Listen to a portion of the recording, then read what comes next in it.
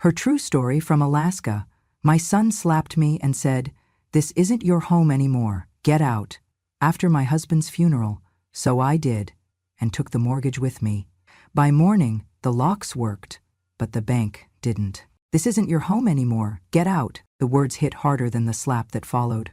My son's hand cracked across my face with a force I never imagined he was capable of. Not physically, and certainly not emotionally, not toward me. But there it was, in the living room, not 5 feet from the casket where his father still lay, surrounded by wilting lilies and the low murmur of mourning relatives. My face burned, not just from the impact, but from the betrayal. I said it clearly, didn't I? "Get out," he seethed, his voice no longer recognizable. It was cold, calculated. Behind him stood his wife, arms crossed, chin tilted up, a slight smirk playing on her lips. She had always thought the house was hers. She had always treated me like a temporary guest in my own home. I had given birth to this boy. I had held his hand when he cried over broken toys, over scraped knees, over his first heartbreak. I had fought with the school principal when he was wrongly blamed for something in 5th grade. I had worked double shifts to pay for his tuition when his father's job was cut. I had done all of it without expecting a single thank you. Now he was throwing me out. I didn't cry. I couldn't.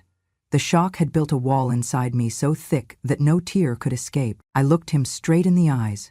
He couldn't hold the stare for long, but I could, because I wasn't just a grieving widow or a disrespected mother in that moment. I was something steadier, something older, something he had underestimated. I turned. I didn't say a word. My suitcase was still in the corner of the hallway, barely unpacked from the hospital visit a week ago, my husband's final stay. I pulled it toward the door, my steps quiet on the hardwood floor we'd laid down together 37 years ago. I didn't take everything. Not my photo albums, not the ceramic angel from my mother, not even my favorite quilt, but I did take something they'd regret losing. I took the mortgage. The cold air slapped me again as I stepped outside, but it was kinder than my own son's hand. The sky was gray, and snow had just begun to fall in soft, drifting flakes. It clung to the folds of my black coat, but I didn't brush it away. It made me feel real, alive. I walked down the driveway, past the car my husband and I had paid off together, past the roses we planted on our 20th anniversary, past the wind chimes that used to sing when Andrew came home from school. No one followed me. No one stopped me, not even him. At the corner, I pulled out my phone and called for a taxi. While I waited, I sat on the bench outside the gas station. The teenage clerk inside peered through the window and came out. "Ma'am, are you okay?" he asked. I had baked him cookies one Christmas, years ago. "I'm fine," I lied. "Just waiting for a ride. Do you want to wait inside where it's warm?" I nodded. He didn't ask more. He didn't stare at the bruising that was already blooming across my cheek. The motel room smelled of bleach and sadness, but the heater worked and the bed was clean. The receptionist didn't ask questions. She offered me a cup of tea and a blanket. I declined both. I stared at the ceiling for hours. I could still feel the sting, not from the slap, but from his words. "This isn't your home anymore." I had scrubbed every inch of that house, paid half of it, cooked in it, prayed in it, fought for it. It wasn't a house. It was a life. And now I was told to leave it behind like it was a suitcase. But I hadn't told them everything. I hadn't told them that the mortgage wasn't just in my late husband's name.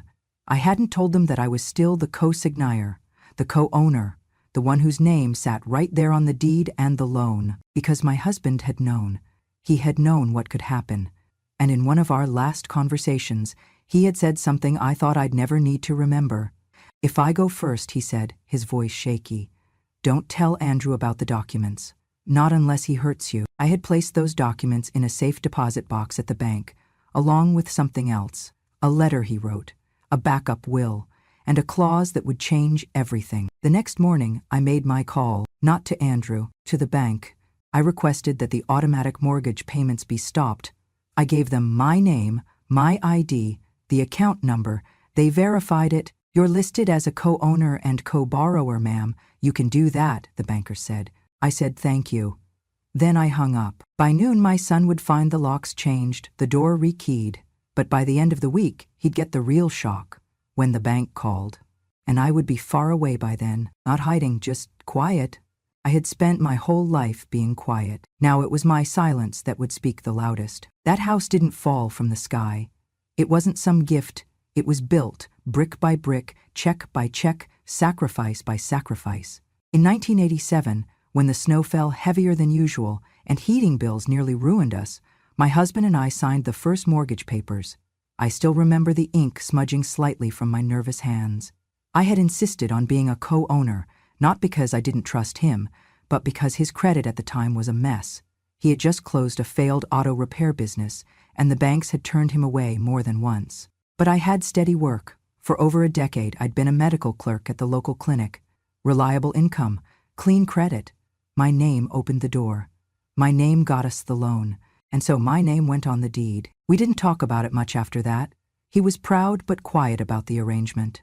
Still, when we planted our first hydrangeas in the front yard, he whispered, "We built this together, you and me." And we did. Every month we paid on time. Sometimes we skipped dinners out or Christmas presents. Sometimes we patched holes in the roof, ourselves, with duct tape and determination. But we never missed a payment. The bank sent statements in both our names. The mailbox always knew we were equals. But when my husband fell ill in 2012, everything changed. Suddenly, the strong man who once lifted me over puddles now struggled to lift a coffee mug. Medical bills mounted. Insurance barely scratched the surface. He couldn't work anymore, and Social Security was slow and stingy, so I took on more hours at the clinic, switched to night shifts, learned how to stretch a week's groceries from 2 bags. I even cleaned houses on weekends, wearing gloves to hide my cracked knuckles. But I never complained. Not to him, and never to Andrew. Because Andrew had just started his own family. He was trying to build something too. I didn't want to burden him. I told him we were doing just fine, even when I counted pennies to fill the gas tank. When he asked why I looked tired all the time, I smiled and blamed it on age. He never asked more, and maybe that was my mistake. Maybe if I had let him see truly somewhat I was doing, he might have respected me more. Or maybe not. Maybe it wouldn't have changed anything at all. But I chose silence. I chose to protect him from the weight of what I carried. And now, years later, he threw me out of the very house my name had helped build. It wasn't just insulting. It was erasure. They thought it was theirs. They walked through its halls like kings and queens of something they didn't earn. His wife changed the curtains, repainted the living room, remodeled the kitchen, all without ever once asking me. She said it was her domain. I let her believe that. I didn't want to fight. I just wanted peace in my final years. I thought if I gave them space, they would give me respect. Instead, they gave me orders. I remember one evening, just a few months ago, I was dusting the bookshelf when she said, "You really should ask before touching things. We're trying to keep the aesthetic consistent." It was my bookshelf, my books. Even the shelf had been built by my husband's hands. I went back to my room, shut the door, and cried quietly for the first time in a long time. Not because of her words, but because I saw what was coming. She was rewriting the narrative, and Andrew let her. He started calling it their house in conversations, stopped asking for my opinion, treated me like an extended guest, tolerated but not welcomed. I watched it all, silently. I didn't push back. I didn't wave around documents or make scenes, but I never threw anything away. Every mortgage document, every payment slip, every copy of the deed, I kept them in a neat manila folder in my bottom drawer.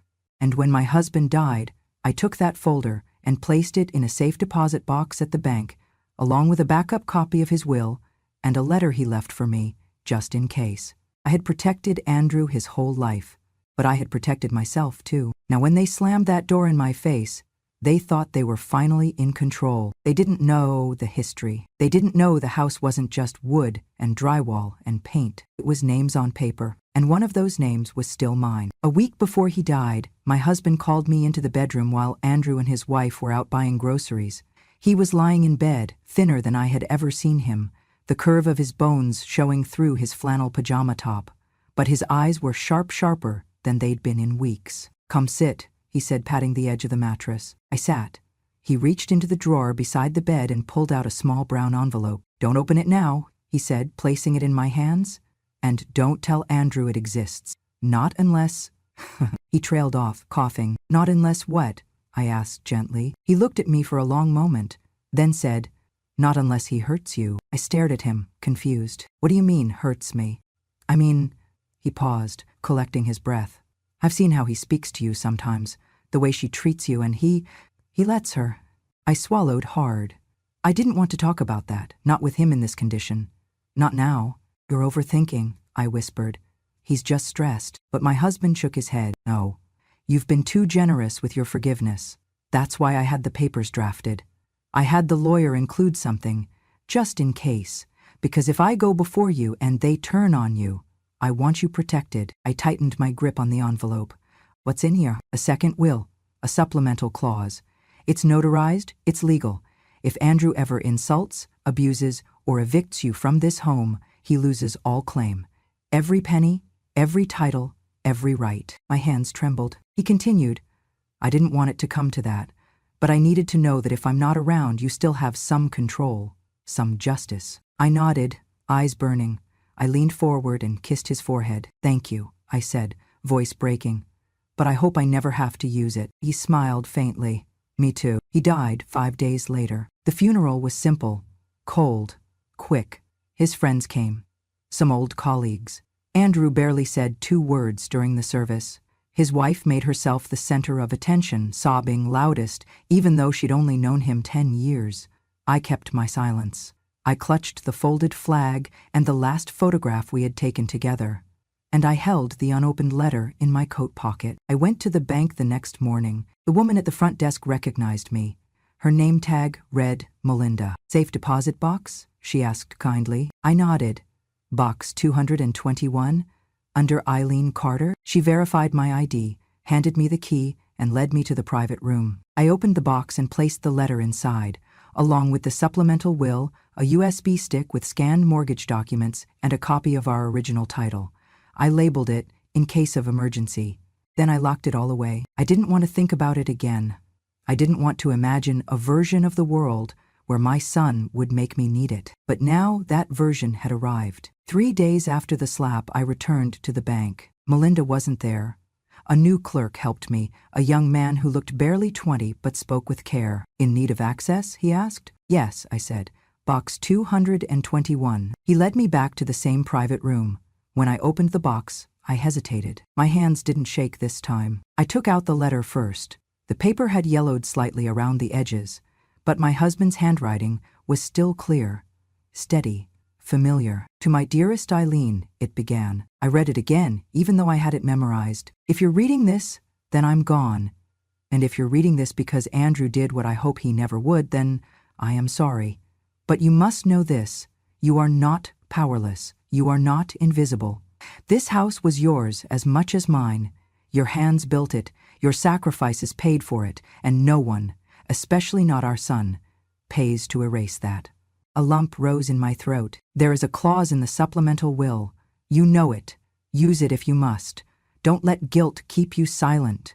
You've spent a lifetime being the glue for this family. Let this be the moment you stop holding it together for everyone else. He had signed it, dated it, October 14, 2020, just weeks before his last hospitalization. Below the letter, the supplemental will confirmed everything. It named me as primary executor, custodian of the estate, and included a very specific clause. In the event that my son, Andrew Carter, physically or verbally abuses my wife, Eileen Carter, or attempts to evict her from the family home, all inheritance rights under this will shall be null and void.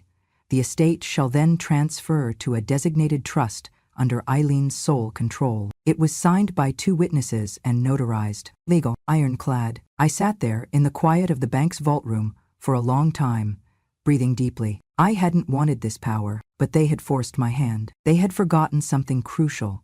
Just because I had been quiet didn't mean I had been careless. I returned the documents to the box, took out the USB, and slid it into my purse.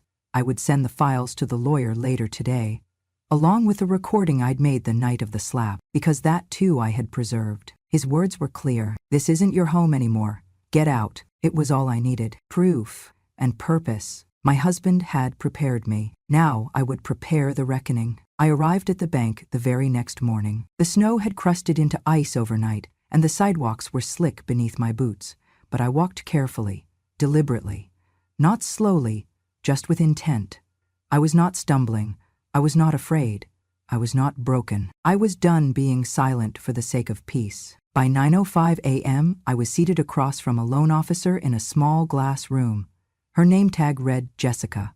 She wore a burgundy blazer and had kind eyes, but I saw the flicker of curiosity in them when she read my request. "You'd like to terminate the automatic mortgage payments, Mrs. Carter?" "Yes," I said firmly, "and I'd like to review the full loan file, originals if possible." Jessica blinked.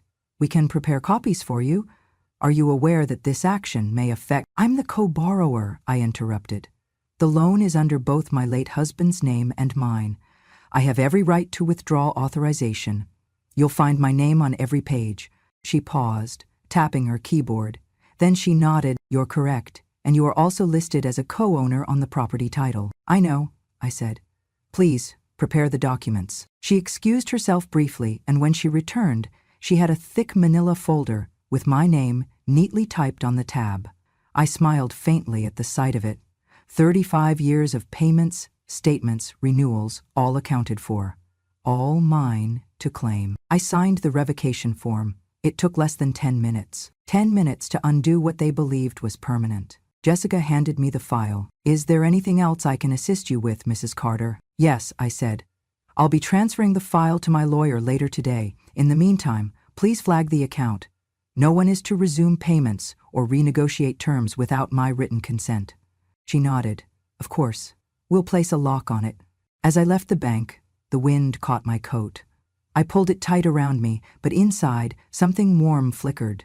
Not anger, not revenge, just assurance, a quiet kind of strength.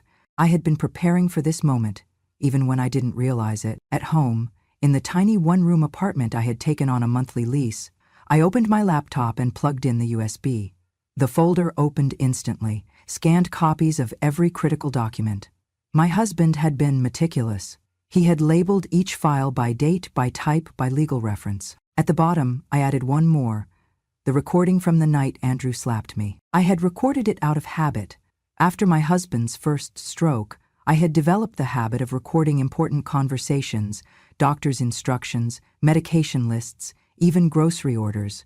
That night, I had been carrying the same small recorder in my coat pocket, intending to make a note to refill my prescription. Instead, it captured everything: his voice, the slap, the exact words, "This isn't your home anymore.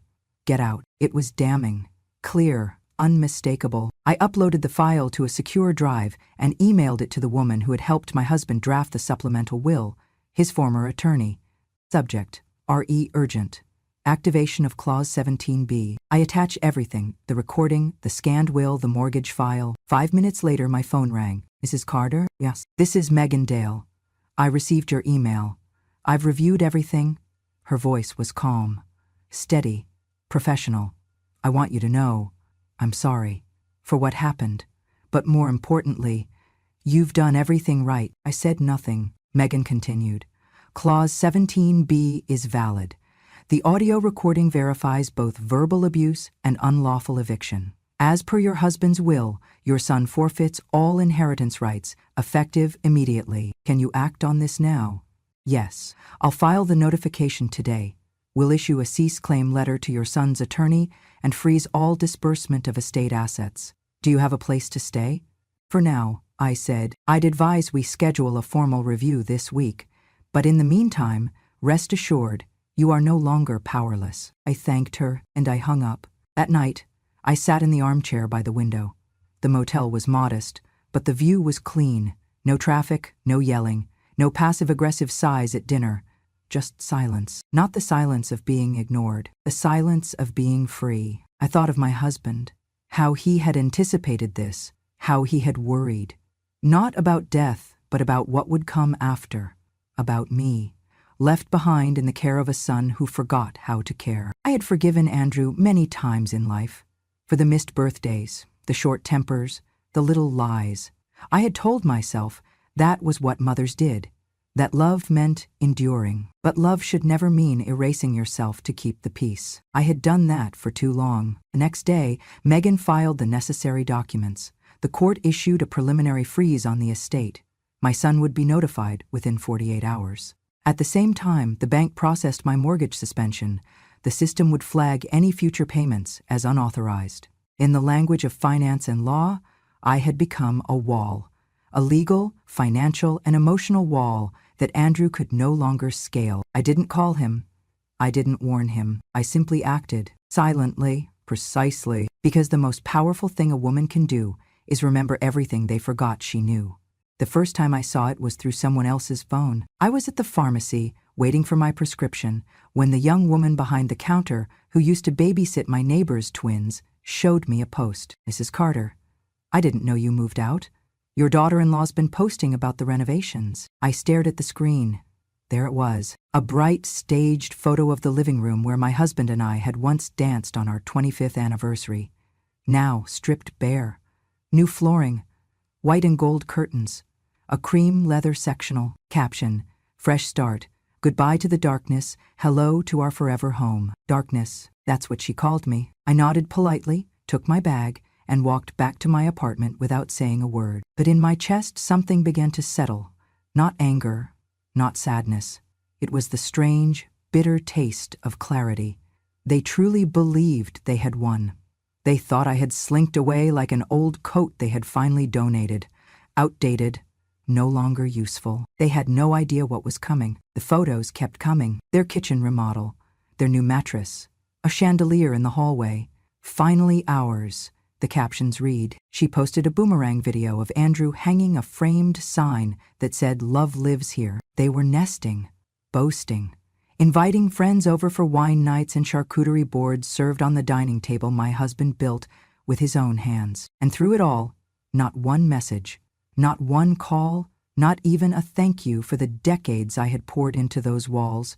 But then, exactly 31 days after I terminated the mortgage payments, the notice went out. The bank, efficient as always, sent a formal letter to the primary address on file. Subject: Default Notice, Carter Residence. Due to the co-borrower's revocation of payment authorization and failure to meet scheduled obligations, the mortgage is in breach of contract. If not resolved within 15 business days, the property will be marked for foreclosure and repossession. I didn't have to be there to see their faces, but I imagined it clearly. The silence as the envelope was opened, the disbelief turning to confusion, the frantic scan for a mistake, the quick turn to anger, then the dawning horror. Because they didn't know, they had never read the fine print. They'd assumed I was just an old woman with no teeth left to bite. But I was the teeth, I was the signature, I was the name beside their dream. And now I was the reason it was unraveling. Andrew called that evening. His name appeared on my phone for the first time in over a month. For a moment, I considered letting it ring, but I wanted to hear it. Just once, I answered. His voice was hoarse, not angry, yet just confused, small. "Mom?" I said nothing. I don't understand. We got this letter about the house, something about a foreclosure. What's going on?" Silence. Did you do something to the payments?" I waited 3 full seconds. Then I answered, slowly. "Yeah." Another pause. "Why?" His voice cracked. "Why would you do that? We're going to lose the house." I didn't respond. "Mom, please," he continued. And now he was crying. I could hear it, the heavy, uneven breath of a man who had only just realized he was fallible. "We didn't mean it. It was just, emotions were high after Dad's funeral. We weren't thinking." "You weren't thinking." That's what they always said when they wanted to erase a choice they had already made. "Please," he whispered. "We can fix this. Just tell the bank it was a mistake. Restart the payments. We can talk. We can figure something out." I closed my eyes. This was the same voice that had ordered me out, that had stood silent while his wife stripped my life from the walls and painted over it in beige. "I can't," I said simply. "But it's your house, too." "No," I interrupted, calm as glass. "You told me it wasn't. Remember?" Silence. I didn't wait for a reply. I pressed the red button and ended the call. Then I blocked his number. I sat by the window that night, listening to the hum of traffic outside. I drank a cup of chamomile tea and pulled the blanket over my lap. There was no satisfaction in hurting him, but there was peace in protecting myself. They had thought they'd won, but they never even knew the rules. I arrived late on purpose. The family meeting was already underway in the living room of my sister-in-law's house-neutral ground, as they called it. A long table had been set, coffee brewed, plates of lemon cookies laid out, like we were gathering for a garden party rather than an execution. Andrew sat at the head of the table, next to his wife, who wore a pale pink blazer and a smile like porcelain, fragile and fake. When I opened the door, all conversations stopped. I didn't apologize for being late. I didn't greet anyone. I walked in with my tote bag over one shoulder, coat still on, boots wet with melting snow. I made no excuses and gave no explanations. I simply walked to the center of the room, set the tote down, and began laying out what I had brought. 1, 2, 3, 4. Each item placed carefully on the table. The original will, the supplemental will, the USB with the audio recording, a notarized copy of the mortgage agreement. No one said a word as I sat down across from Andrew. His eyes were already wide. His wife's fingers tightened around the edge of her chair. I folded my hands in my lap and looked to Megan, my lawyer, who had arrived 15 minutes before me, per my request. She stood. "Thank you everyone for coming," she said, her tone calm and professional. "I represent Mrs. Eileen Carter, widow of the late Mr. Thomas Carter. The purpose of this meeting is to formally disclose the legal updates pertaining to the estate of Mr. Carter." Andrew raised a hand, already flustered. "Wait, why is this happening now? I thought everything was all ready." Megan didn't blink. "Please allow me to finish." He shut his mouth. She picked up the supplemental will. This document, signed and notarized in 2020, includes a clause, Clause 17B, that specifically states, should the heir, Andrew Carter, engage in any verbal abuse, physical harm, or forceful eviction of Mrs. Eileen Carter, all inheritance rights shall be immediately revoked. Gasps rippled through the room. A cousin whispered, "Eviction?" Megan nodded. "We have submitted audio evidence of Mr. Andrew Carter stating, quote, 'This isn't your home anymore. Get out.' This occurred within hours of Mr. Carter's funeral." Andrew stood suddenly, knocking his chair back. That was taken out of context. Megan calmly reached into the bag and pulled out a small speaker. She pressed play. My son's voice filled the room, loud, clear, undeniable. "This isn't your home anymore. Get out." Then the sound of a slap, then silence. The room was frozen. Eyes flicked between me and him. No one moved. Andrew looked like he'd been punched in the gut. I stayed quiet. I didn't need to speak. The words had already spoken for me. Megan paused the recording. "As a result, under the legally binding terms of this will, Mr. Carter forfeits all claim to the estate. Full ownership of assets, including the family home, is transferred to Mrs. Eileen Carter." She turned to me. "You may choose to enforce this or seek negotiation. The law is entirely in your favor." I looked around the table. The aunts and uncles who had stayed silent when I was pushed out, the cousins who hadn't called, the same family who had always seen me as a background character in my own story. Now they saw me. Now they listened. Andrew sat back down, trembling. "Mom, please," he whispered. "I didn't mean it. I was grieving. I was upset. You know me. You know I wouldn't." "You did," I interrupted. My voice was soft, measured, unshakable. "You did it in front of your wife, in front of your father's body. And you didn't stop there. You changed the locks. You posted pictures of my kitchen, calling it your forever home. You knew what you were doing." His wife opened her mouth to speak, but Megan raised a hand. "This is not a debate. The documents are in order. The law is clear." Andrew buried his face in his hands. "I'm going to lose everything." I leaned forward just slightly. "You already did." He looked up at me, his eyes red and wet. "I'm your son." "I was your mother," I replied.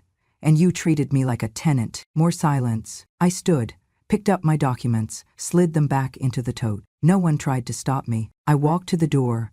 My boots clicked softly against the tile. I turned back only once. "I didn't come here for revenge," I said. "I came here with the truth.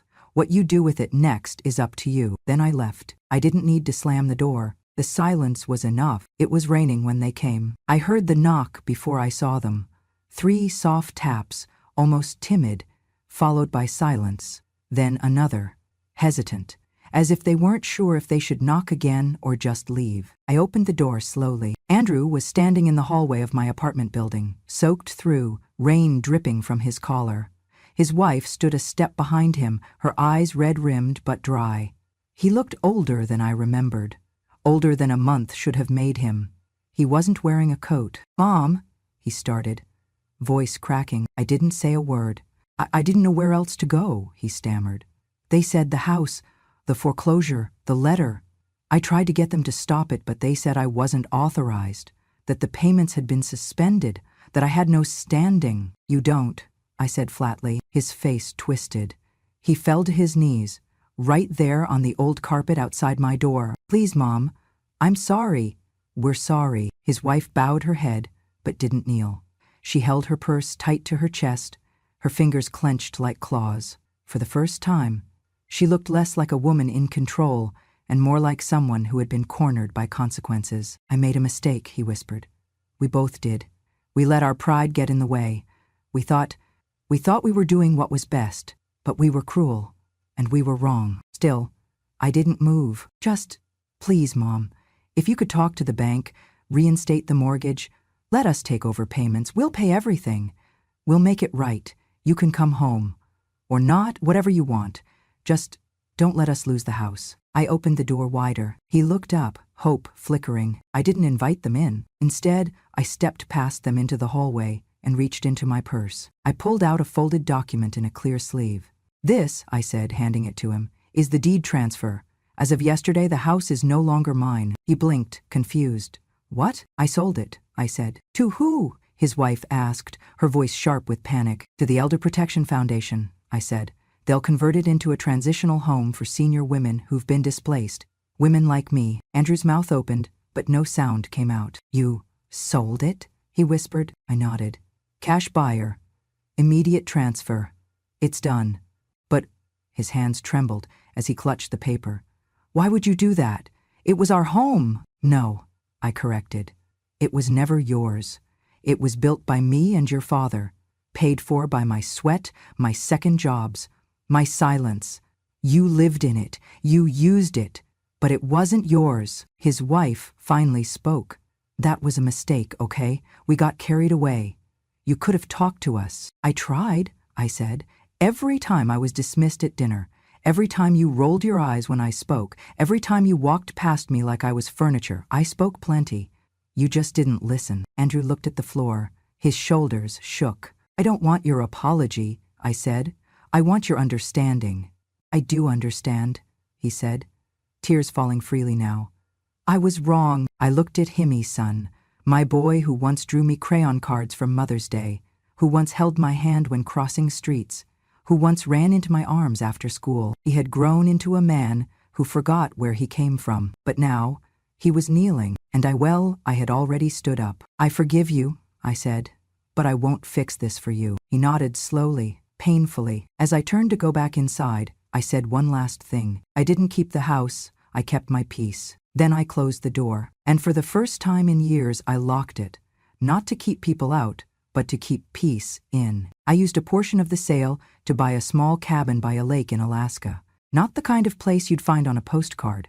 No fancy renovations, no hot tub, no Instagrammable corners, just 4 sturdy walls, a wood stove, and a view that made the silence feel like music. The first morning I woke there, I stood barefoot on the porch with a mug of coffee warming my hands and watched the mist rise off the water.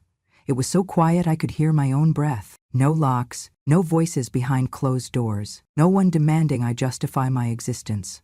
Just me and the trees, and a sky so wide it made the past look small. For the first time in decades, I slept through the night. No dreams of slammed doors, no voices shouting over memories, just sleep, just peace. I unpacked slow, one box at a time. I didn't bring much with me, just what mattered.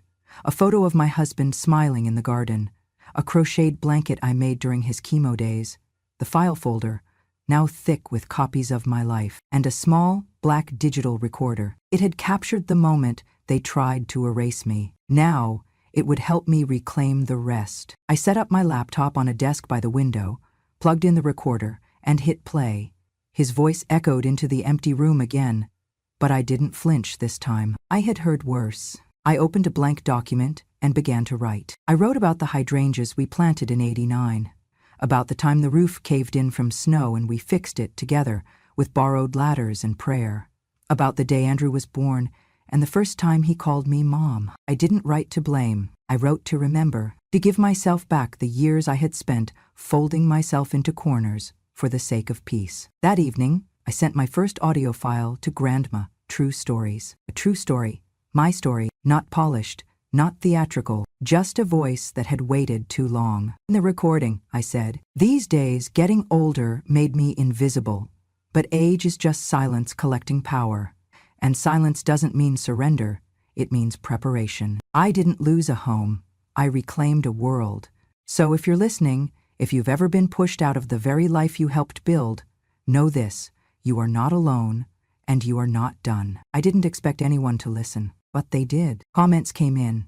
Other women, other grandmothers, other silent rooms. I thought I was the only one. I've never heard anyone say what I've felt for years. Thank you for speaking what I couldn't. And slowly the silence became something else. A choir, a community, a quiet army of women who had nothing left to prove, but everything left to say. I still live in that cabin. I still wake with the light, drink my coffee slow, and let the peace linger. Sometimes I think of Andrew, of the house, of what could have been. But then I remember, what I lost was made of walls. What I gained was made of truth. And truth doesn't rot.